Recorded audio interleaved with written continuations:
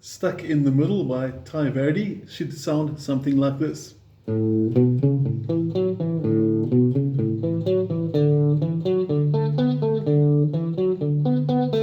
Now this guitar riff is really cool for bass guitar too, but this video is obviously on the guitar parts.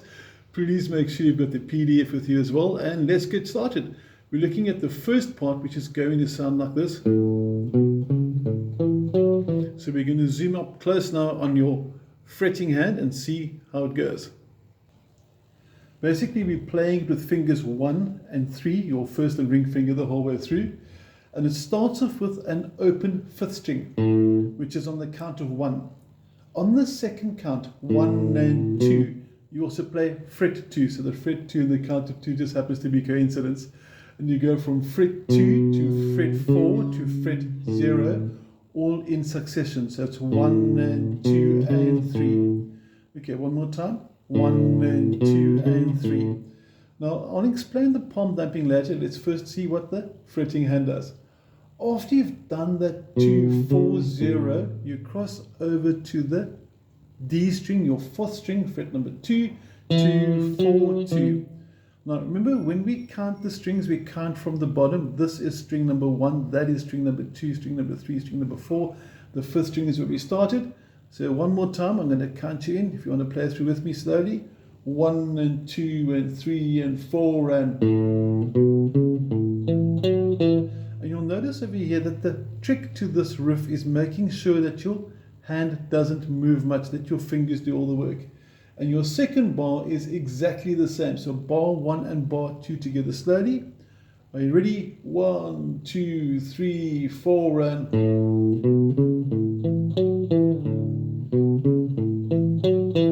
now you'll notice that the notes are slightly muted, slightly dampened. So I'm going to focus in now on the picking hand, and you can see the technique we're going to use for that.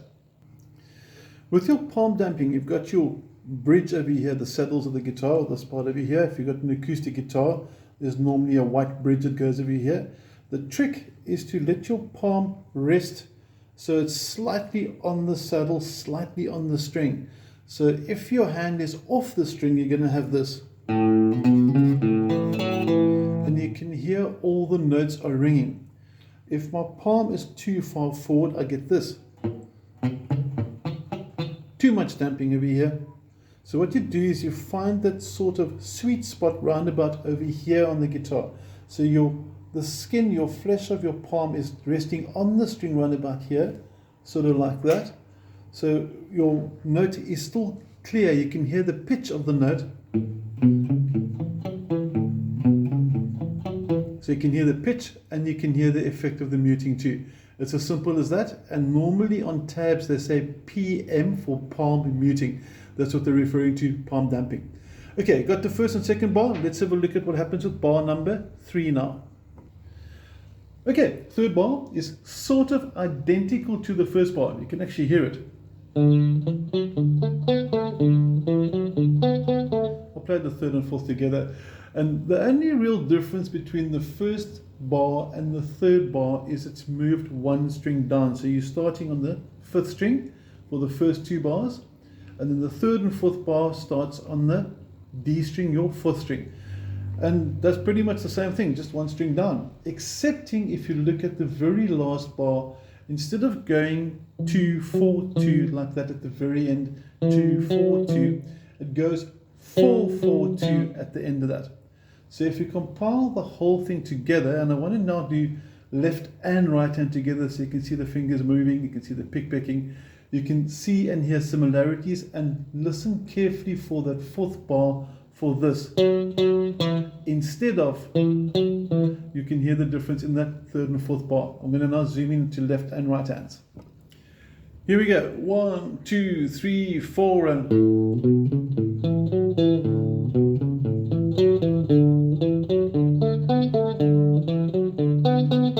and there, I'm sure you heard that double 4 played by the ring finger at the end. That, believe it or not, is basically Stuck in the Middle. Now, if you listen to the original, you'll hear that halfway through the song are a few chords as well. There's a D, there's an A, and you can actually hear sort of an implied A major 7 and a D major 7, which kicks in randomly as well. But I'm going to first of all tell you where you can start introducing it, and where that comes in handy is if you're jamming with somebody.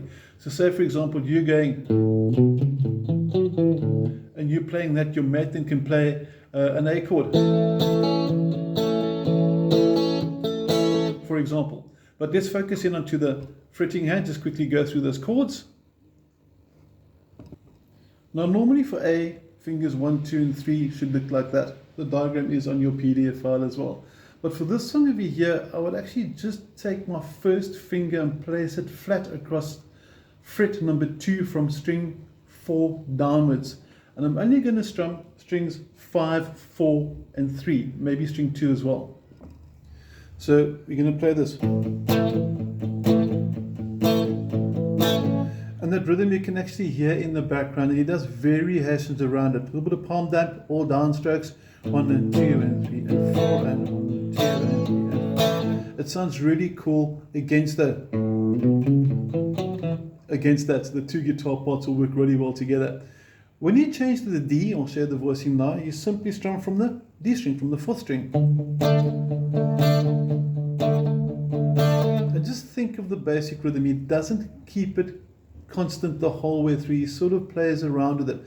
So as long as you're working it 1 and 2 and 3 and 4, and as long as you got something similar to that, it's really going to work well with the song Promise. Now we spoke about some major 7th chords as well.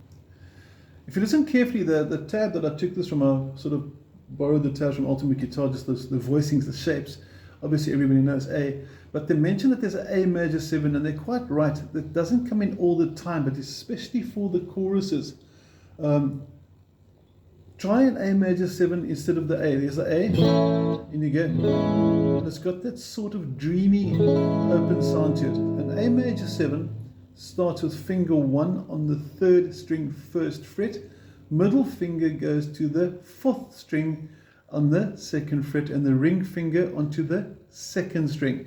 So you strum from the 5th string, and this is where, if you had a 3rd friend playing now, the one can be doing, the other one can be doing, and the 3rd guitar can be playing that A major 7 behind it. It's really going to sound pretty cool. And then your D, normal standard D, I'm sure you're familiar with this chord. And then for D major 7, simply flatten your 1st finger across the bottom 3 strings, fret 2. And you can hear the sound of the chord in the background of the pre-chorus and the chorus as well. So the ultimate goal for this particular study for Stuck in the Middle was to get that riff, to get that learned. Watch it again for the, and the 3rd and 4th bars at the end off. We spoke about that earlier. And then have fun with the song. You don't have to play every song exactly like it is on the album. You can hear that he varies his rhythms a little bit as well. So try and get your palm damping nice and smooth. In other words, try and do your you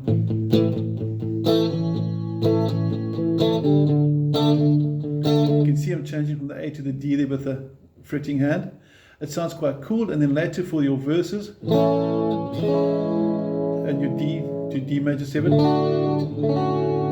So those changes, A to A major 7 and D